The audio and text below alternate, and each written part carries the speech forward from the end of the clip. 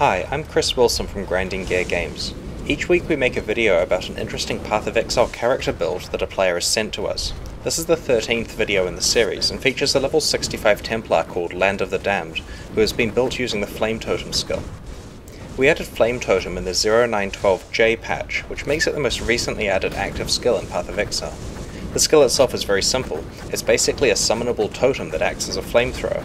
By itself, it's mostly useful as a support skill to add some extra fire damage to combat and to distract monsters, but this player has built a character that is capable of completing high-level content using this skill as the primary damage source. The skill gem in question is supported by reduced mana cost, greater multiple projectiles, and added lightning damage. The lightning damage is present to trigger the shocked state frequently due to the speed that Flame Totem fires. With the additional projectiles fired per cast, it really acts like a powerful flamethrower. The most important item for this build to acquire is the Searing Touch unique staff. This substantially increases spell damage, fire damage, burning damage, and the level of fire skills that are socketed into it, all of which make the totem more powerful. Because of that, it's important for the Flame Totem gem and its supports to be in this item to receive the additional levels. To get a lot of sockets in that unique staff, you actually require a high item level version of the staff, rather than one that is dropped early in the game. The Firestorm skill has also been socketed into this staff because it's used for backup fire damage occasionally and also benefits from the additional fire gem levels. His rares generally have good mods, but specifically the 2 rings and the amulet have increased fire damage, which is the primary way that this build increases its damage output. The Granite Flask, which grants a large amount of armor for a short time, has a mod that grants it additional charges.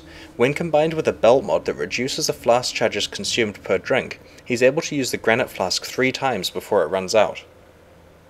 The first goal on the passive skill tree is to get the notable passive that allows an additional totem to be summoned. This is near to the Templar start location, and the path to it can include elemental damage, fire damage, and life. The player then decided to take a detour to the Marauder start location to pick up a substantial amount of survivability. He then went on a skill grimmage to the Witch portion of the tree to pick up fire damage, more fire damage, and life, before investing 9 passive points in the ability to curse monsters with 2 curses at once.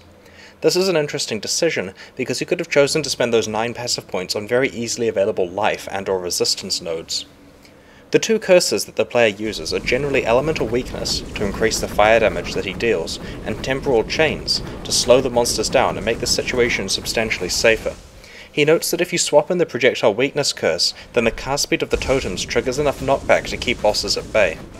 It's worth mentioning that this character is a hardcore one and hasn't died yet. This is probably a combination of careful play and defensive build design. The totems attract a lot of the attention from the monsters, so it's generally pretty safe. This build has a little bit of trouble with fire-resistant monsters, however they're not a big problem. They just take longer to kill and definitely require use of the Elemental Weakness curse. When doing endgame map runs, it'd be important to stay away from maps that increase the fire resistance of all the monsters on the level. Trade those ones to someone else who doesn't rely solely on fire damage. We found while making this video that the projectile damage penalty from the multiple projectiles gems didn't actually work with Flame Totem properly. This video has been made using a version of the game where that bug has been fixed. This means that on the live beta realm at the moment, builds using Flame Totem with greater multiple projectiles are actually doing twice as much damage as they should due to this bug, until we deploy the fix. I first tested this character a few days before last week's Legacy migration.